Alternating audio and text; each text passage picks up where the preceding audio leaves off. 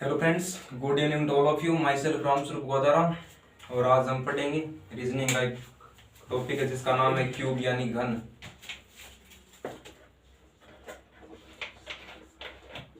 घन या क्यूब। घन या क्यूब की हम बेसिक स्ट्रक्चर समझने से पहले बात कर देते हैं। जैसे इस प्रकार हम कोई लाइन खींचते हैं तो ये एक बीम आकृति है जो सिर्फ एक दिशा में चलती है। उसी प्रकार द्विविमीय आकृति खींचते हैं, जैसे हो गया वर्ग हो गया, वृत्त हो गया, आयत हो गया। ये द्विविमीय आकृतियां हैं जिनके अंदर हम एक कट लगाएंगे तो ये दो भागों में डिवाइड हो जाएगी। इसे भी बीच में से काटने पर ये भी दो भागों में विभाजित हो जाती है। वृत्त भी दो भागों में विभाजित हो जाता है। आयत भी एक कट लगाने पर दो भागों में विभाजित हो जाता है। इसी प्रकार से हम इनमें दो कट लगाते हैं तो ये तीन भागों में, यानी जितने कट लगाएंगे उससे एक ज्यादा भाग में ये डिवाइड हो जाएगी। जैसे दो कट लगाने पर एक दो तीन, तीन भाग हो गए इसके। इसी प्रकार इसके भी एक दो तीन भाग हो गए। इनको जितना काटते जाएंगे उससे एक ज्यादा भाग बनता जाएगा। जैसे इसने दो बार हमने इसको काटा तो इसके तीन पार्ट बन गए।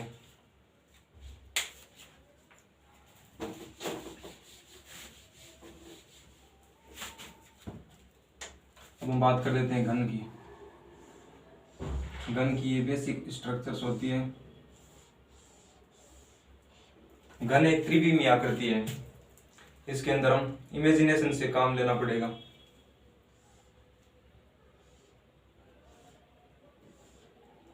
जैसे इसे एक रूम की तरह मान सकते हो आप। इसकी निम्नतम एक सतह को देखा जा सकता है और ज्यादा से ज्यादा यहाँ से तीन सतहों को देखा जा सकता है।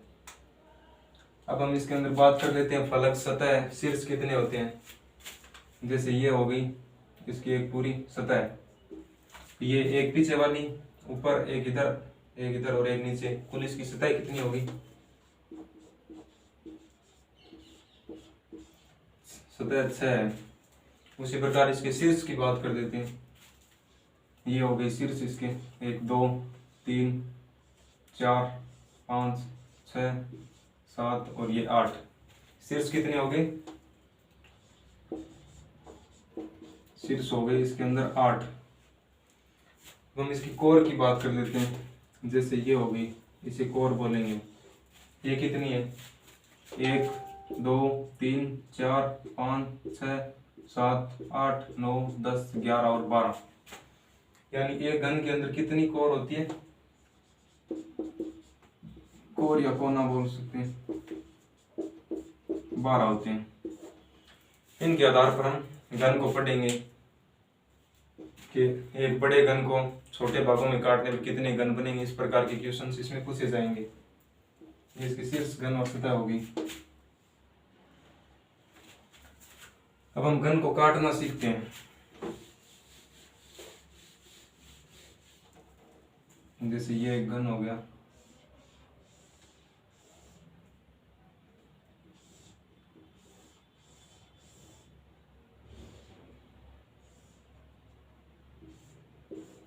किसी घन की मिनिमम हम एक सतह को देख सकते हैं।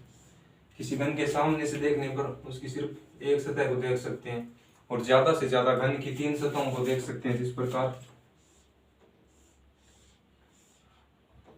ये घन हो गया, इस प्रकार हम घन की तीन सतहों को देख सकते हैं मैक्सिमम। बाकी सब हमें इमेजिनेशन यानी कल्पना के आधार पर करना होता है। इसमें क्वेश्चंस पूछे जाएंगे। जैसे क्वेश्चंस के थ्रू समझाता हूँ। एक बड़े घन को 27 छोटे घनों में काटने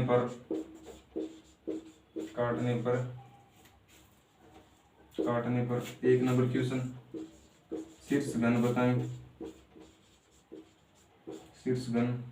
2 नंबर केंद्र घन और 3 नंबर किनारों की घन है वो कितने होंगे, किनारों के घन कितने होंगे। इसको हमने एक घन है 27 छोटे घनों में काटना है, तो इसके 2 कट लगाने पड़ेंगे ऐसे, इस प्रकार से इसकी कटाई करते हैं।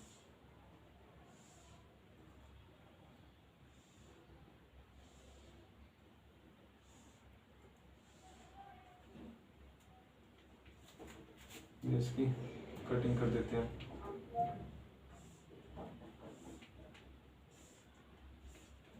ये इस गन की कटिंग हो गई।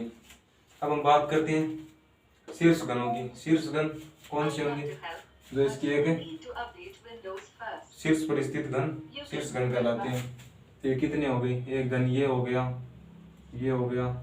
यही से हम डायरेक्ट देख सकते हैं शीर्ष कितने होते हैं गन के अंदर? 6 सतह, सतह 6 होती है। शीर्ष 8 होते हैं, और इसकी कोर यानी कोर कितनी होती? 12 होती है। ये किनारों पर स्थित गन देख सकते हैं। शीर्ष 8 है। एक शीर्ष पर कितना गन है? एक गन है, तो 8 शीर्ष पर 8 गन होगी। शीर्ष गन कितनी हो गई? 8 हो गई। उसी प्रकार हम केंद्र गनों की बात करते हैं। केंद्र पर स्थित गन केंद्र गन होगी। केंद्र के अंदर एक गन स्थित है। उसी प्रकार सतह कितनी होती है? 6, तो कुल कितने केंद्र गन? 6 गन हो जाएंगे। उसी प्रकार किनारों पर स्थित गन देखते हैं। किनारों पर एक किनारे पर ये एक गन स्थित है। किनारे कितने होते हैं? 12। किनारों पर स्थित गन कितनी हो जाएंगे? 12 गन किनारों पर स्थित हो जाएंगे। ये तो हो गया नॉर्मल सा क्वेश्चन।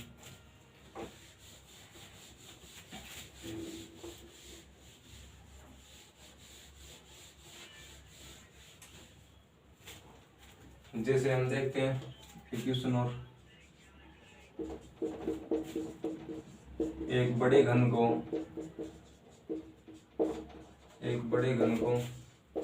64 छोटे घनों में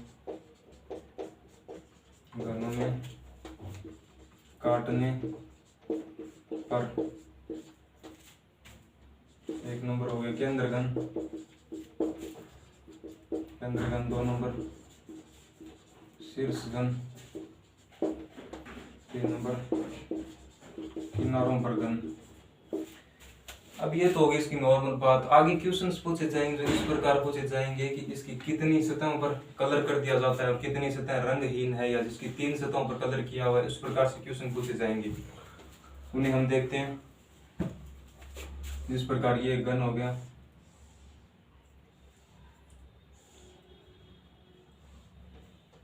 ये गन हो गया।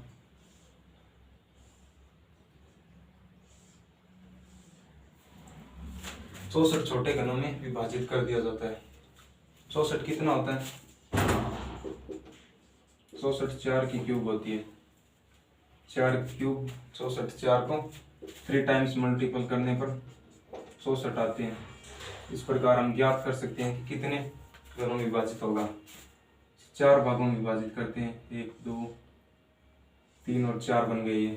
3 कट लगाने पड़ेंगे। मैंने आपको बताया था जितने भागों में विभाजित करता है उससे एक कम कट लगाना है। 2 3 और 4। इसी प्रकार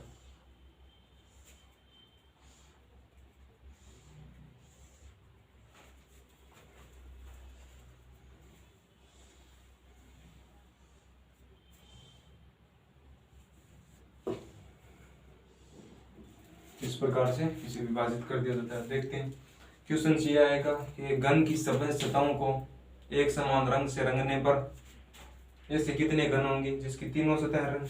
इस क्वेश्चन को थोड़ा बदल के लिख देता हूं मैं।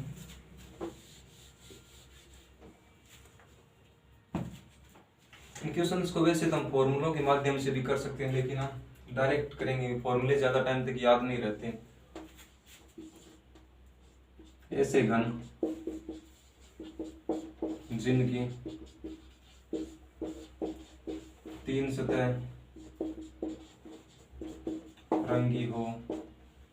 रंगीन हो।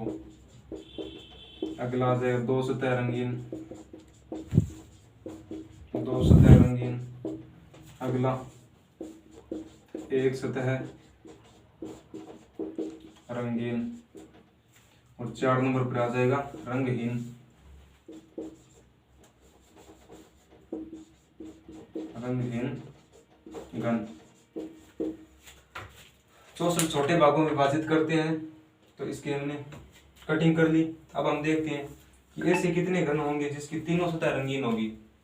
तीनों सतह उस घन की रंगीन होगी जो कोनों पर स्थित होगा। देखो यहाँ पर ये सतह रंगीन हो सकती है, ये 3 सतह रंगीन हो सकती है क्योंकि हमें 3 सतह दिखाई देती है, लेकिन अधिकतम 3 ही सतह रंगीन हो सकती है क्योंकि पीछे दूसरा घन आ जाएगा तो वहां पर बड़े घन को रंगा जाता है, फिर छोटे भागों में काटा जाता है। तो ये शीर्ष वाले घन होंगे जिनकी तीनों सतह रंगीन होगी, बाकी घन इनकी 2 सतह रंगीन होगी। सिर्फ किनारों पर स्थित घन है उनकी 3 सतह रंगीन होंगी। तो इस प्रकार शीर्ष कितने हैं? शीर्ष है 8। तो ऐसे घन जिनकी 3 सतह रंगीन होगी इनकी संख्या कितनी होगी? 8 होगी। 3 सतह रंगीन होगी, 8 घन होंगी। ठीक, 8 घन। ऐसे घन जिनकी 2 सतह रंगीन होंगी, 2 सतह, एक हम किनारा ले लेते हैं, इसके ऊपर स्थित ये घन है,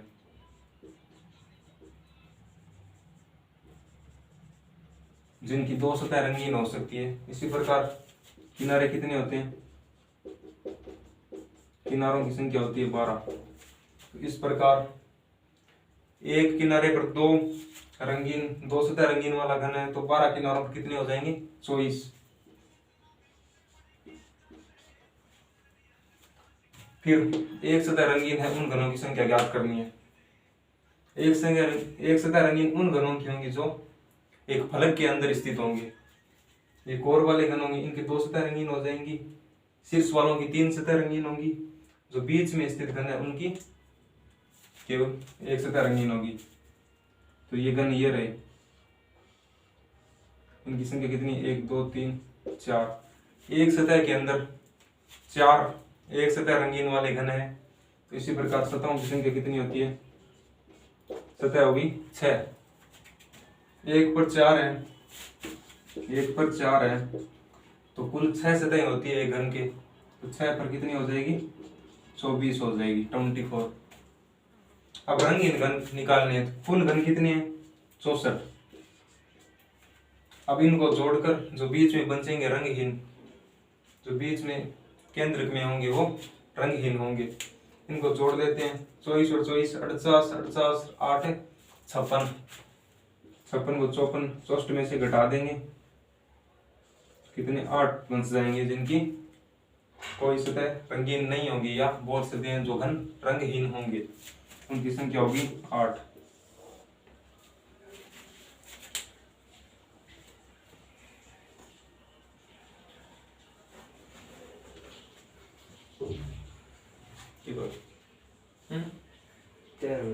बंद करती हूँ।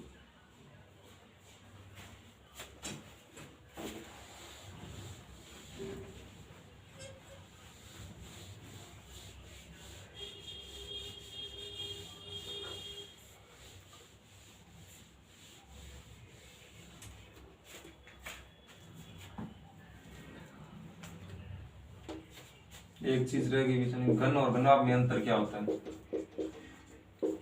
घन और घनाभ दोनों ही त्रिविमीय आकृतियां हैं, लेकिन इनमें फर्क ये होता है। एक बार इनकी आकृति बना देता हूँ, आप देखना फिर अंतर आपको पता चल जाएगा।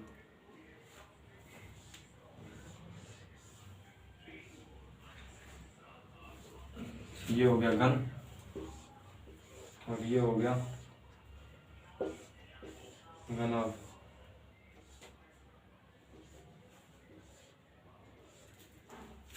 घन तो देखो वो होगा जिनकी सभी सतह हैं जो उनकी लंबाई समान होती है। जिस प्रकार इस सतह की लंबाई a मान लेते हैं तो ये सतह भी a होगी, ये भी a होगी, ये भी a, सारी सतह क्या होगी? a। इनकी लंबाई a होगी, लेकिन घनाभ में ऐसा नहीं है। घनाभ के अंदर लंबाई, चौड़ाई और ऊंचाई तीनों अलग अलग होंगी, जैसे l, b और ये वाला h।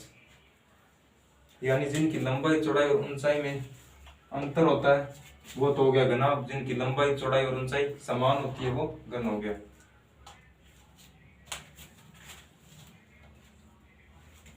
अब हम आगे क्वेश्चन पर डिस्कस करते हैं। अब उसी पर बेस्ड एक एग्जांपल हम और कर लेते हैं। एक बड़ी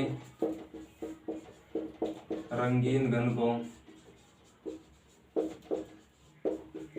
125 छोटे भागों में काटने पर, एक रंगीन घन को 125 छोटे भागों में या छोटे घनों में काटने पर,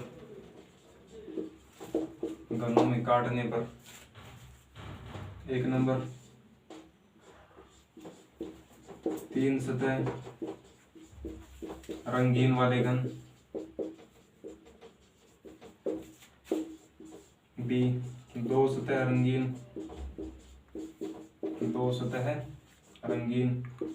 सी 1 सतह रंगीन, आगे आ जाएगा रंगहीन घन।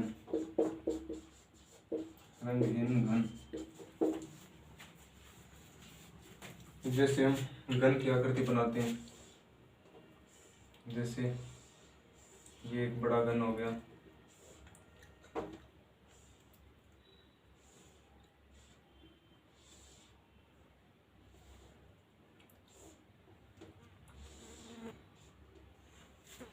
ये घन है 125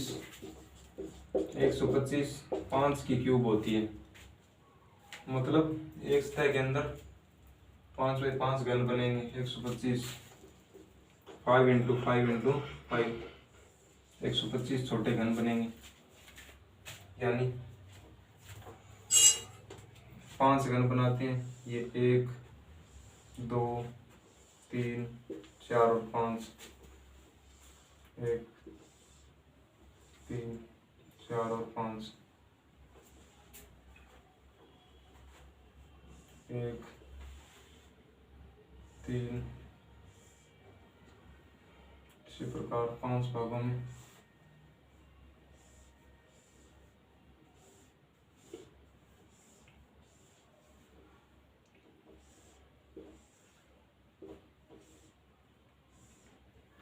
ये घन बन गया। एक सतह के अंदर 5 घन हो गए 125 छोटे घनों में, इसकी हमने कटिंग कर ली 125 छोटे घनों में। अब हम क्वेश्चन को सॉल्व करते हैं। 3 सतह रंगीन वाले घन, 3 सतह रंगीन वाले घन कौन से होंगे? जो घन किनारों पर स्थित होंगे उनकी तीनों सतह रंगीन होगी, या बोल सकते हैं घन के अंदर अधिकतम 3 सतह रंगीन हो सकती है। उसकी कटिंग करते हैं तो रंगीन घन को काटते हैं तो 3 सतह, कोई भी घन हो, देखो ये तो फिक्स होता है, एक समान रंग से रंगा जाता है तो एक 3 सतह रंगीन वाले घन 8 ही होंगे। 3 सतह रंगीन, या बोल सकते हैं शीर्ष 8 होते हैं तो रंगीन घन भी, तीनों सतह रंगीन वाले घन भी 8 ही होंगे। उसके बाद हम देखते हैं 2 सतह रंगीन, 2 सतह रंगीन वाले घन कहाँ पर मिलेंगे हमें? ये मिलेंगे हमें कोर किनारों पर, 1 2 3, इनकी ये 2 सतह रंगीन होगी। एक सतह पर हमें 3 मिल गए, कोर पर किनारों पर 3 मिल गए। कुल किनारे कितने होते हैं? 12। कितने हो गए? ये 36 हो गए। 12 3 36। अब एक सतह रंगीन वाले घन, ये तो सतह के अंदर मिलेंगे एक फलक के अंदर, वो ये हो गए, इनकी सिर्फ एक सतह रंगीन होगी।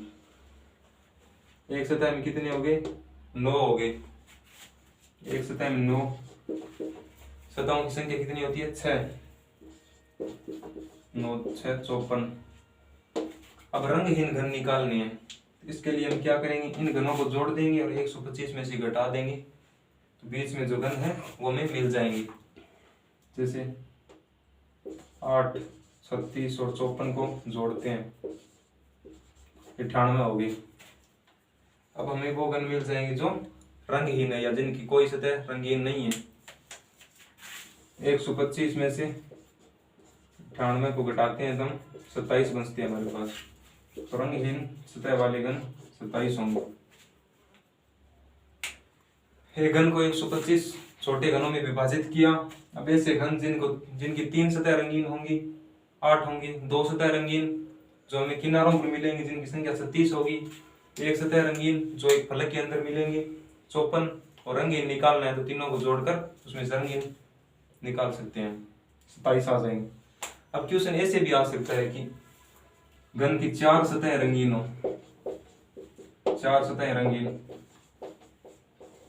क्या ऐसा घन पॉसिबल है?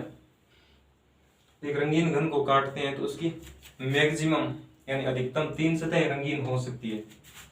4 सतह रंगीन घन पूछे तो उसका आंसर क्या होगा? 0। ठीक है, इसी के साथ मैं लेता हूँ अलविदा, बाकी का हम कल डिस्कस करेंगे।